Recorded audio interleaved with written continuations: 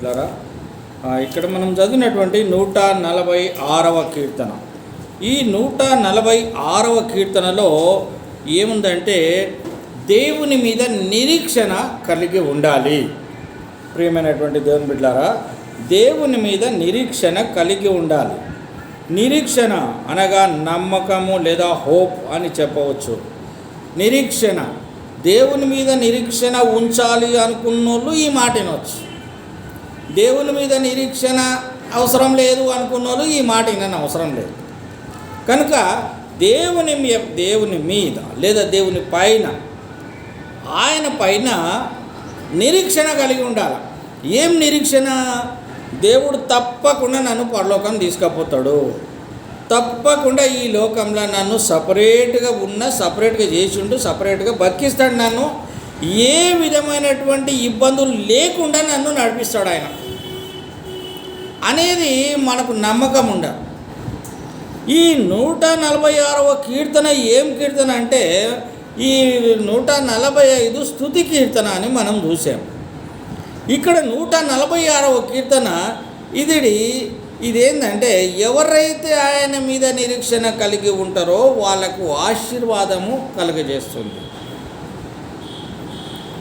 ఎవరైతే ఆయన మీద నిరీక్షణ కలిగి ఉంటారో ఆ నిరీక్షణ కలిగినటువంటి వారిని బ్లెస్ చేస్తుంది. కనుక ఈ కీర్తన ఏమిటిదంటే ఇది బ్లెస్డ్ కీర్తన, ఆశీర్వాదపు కీర్తన. ఈ కీర్తన ధ్యానిస్తే ఆశీర్వాదములు మనకు వస్తాయి, లేదా దీవెన, లేదా జవాబు, లేదా సమాధానము అని మనం అనుకోవచ్చు. ప్రియమైనటువంటి దేవుని బిడ్డలారా, దేవుని సంగమా, మనం ఇక్కడ గమనిస్తున్నది ఏంటంటే మొదటి 4 వచనాలలో ఈ 146వ కీర్తనలో మొదటి 4 వచనాలు ఏం కనబడుతూ ఉన్నది మనకని చూస్తే, ఈ మొదటి 4 వచనాలలో దేవుణ్ణి స్తుతించడం లేదా దేవుని యందు నమ్మకం ఉంచడం అనేది మనకు కనబడుతుంది. దేవుని మీద నమ్మకం ఉంచాలి. ఎలాగ ఉంచాలి? ఆయనను స్తుతించండి అంటే ఆయన నామాన్ని గొప్ప చేయాలి. ప్రైజ్ ద గాడ్, ఆయన నామాన్ని గొప్ప చేయాలి. నా ప్రాణమా యెహోవాను సన్నతించము. ఇక్కడ ఏం చెప్తున్నాడు? ఆయన దేవుని స్తుతించే విధానం గురించి మాట్లాడుతూ ఉంటున్నాడు. నా జీవితకాలం అంతా నేను యెహోవాను స్తుతించదను, నేను బ్రతుకు కాలం అంతయు నా దేవుని కీర్తించదను. రాజుల చేతనైనను నరుల చేతనైనను రక్షణ కలగదు. వారిని నమ్ముకొనకుడి, వారి ప్రాణము వెడలిపోవును, వారి మంటి పాలగుదురు, వారి సంకల్పమును నాడే నశించును.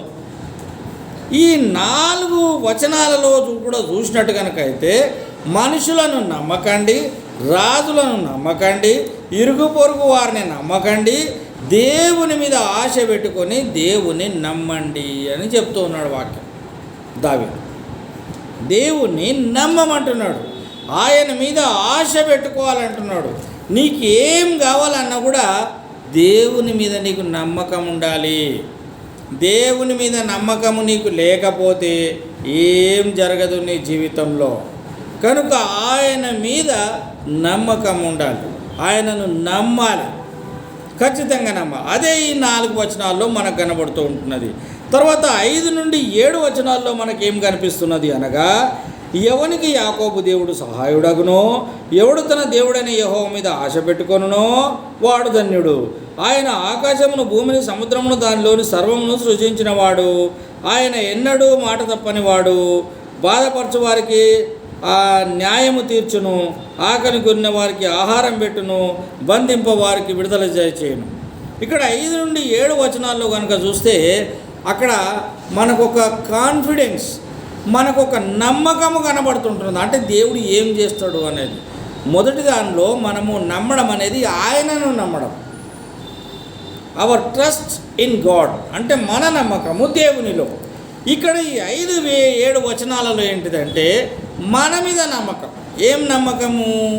దేవుని మీద మనం నమ్మకం వస్తే ఆయనను మనల్ని నమ్మి మనకు సంతోషాన్ని కలగజేస్తాడు, మనకు ఇబ్బందులన్నీ తొలగజేస్తాడు. మనకు ఏ విధమైనటువంటి పరిస్థితి, కఠినమైన స్థితి ఉన్నా కానీ కూడా దానిని దూరం చేస్తాడు. అదే విషయం ఇక్కడ మాట్లాడుతున్నాడు ఆయన. ఎవనికి యాకోబు దేవుడో అలా కాకుండా ఎవనికి అపోలోస్ ఇక్కడ ఏమంటాడు, ఎవనికి యాకోబు దేవుడు సహాయుడగునో అనగా ఇప్పుడు ఇక్కడ నేనున్నా, ఎవనికి నా దేవుడైతే సహాయుడగును అని నేను అంటున్నాను. అక్కడ యాకోబు దేవుడు ఎవరికి సహాయం చేస్తాడో, ఎవడు తన దేవుడైన యెహోవా మీద ఆశ పెట్టుకుంటాడో, అంటే యాకోబు దేవుడు నీ దేవుడు నా దేవుడు, ఆ దేవుని మీద ఎవరైతే ఆశ పెట్టుకుంటారో వాళ్ళకేం చేస్తాడంట, ఆయన నమ్ముకున్న ఎవడు తన దేవుడైన యెహోవా మీద ఆశ పెట్టుకున్నో వాడు ధన్యుడు అనగా హీ ఈజ్ బ్లెస్డ్. ఆయన నమ్మకమైనటువంటి వాడు కనుక ఆయన ఆశీర్వదింపబడినటువంటి వాడు. ఆయన ఆకాశాన్ని, భూమిని, సముద్రమును ఇవన్నీ కలగజేశాడు. ఆయన అన్నిటినీ కలగజేశాడు. కనుక ఏంటంటే అన్నిటినీ కలగజేసినటువంటి గొప్ప దేవుని మీద నీకు నమ్మకం ఉంటే నీ జీవితంలో ఏ విషయంలోనైనా ఆయన సహాయం చేసి నడిపిస్తాడు.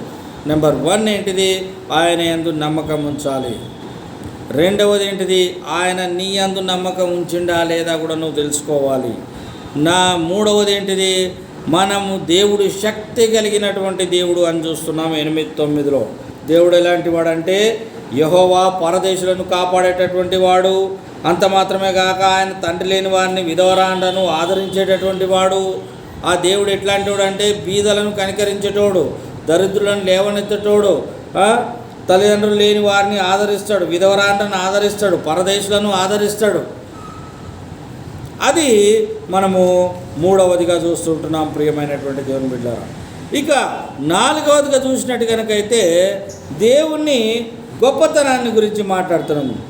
దేవుని గొప్పతనం 10వ వచనంలో ఏమున్నది, ఆయన నిరంతరం ఏలును. యెహోవా నిరంతరం ఏలును, ఎల్లప్పుడూ ఉంటాడు. ఆయన ఎల్లప్పుడు మనతోటి ఉంటాడు. ఆయన సియోను నీ దేవుడు తరములన్నిటను రాజ్యము చేయును. ఆయన అన్ని తరాలలో మనతోటి ఉంటాడు. మన తాత ముత్తాతలతో ఉన్నాడు, మన నాన్నలతో ఉన్నాడు, మరి మనతోటి ఉంటాడు, మన పిల్లలతో ఉంటాడు, పిల్లలతో కూడా ఉంటాడు. ఆయన నిరంతరం ఉండేటటువంటి వాడు. ప్రియమైనటువంటి దేవుని బిడ్డలారా, జాగ్రత్తగా గమనించాలి. ఆయన నిరంతరం ఉండేటటువంటి దేవుడు అయి ఉంటున్నాడు. మరి మనం ఇక్కడ ఏం నేర్చుకుంటున్నాము అంటే, దేవుడు ఈ యొక్క 146వ కీర్తనలో ఒకటి ఆయన మీద నమ్మకం ఉంచుకోవాలి, రెండవది ఆయన మనల్ని నమ్ముతాడు, మూడవది ఆయన శక్తిని గురించి మనం అర్థం చేసుకోవాలి, నాలుగవది ఆయనను స్తుతించాలి, ఆయనను ఆరాధించాలి.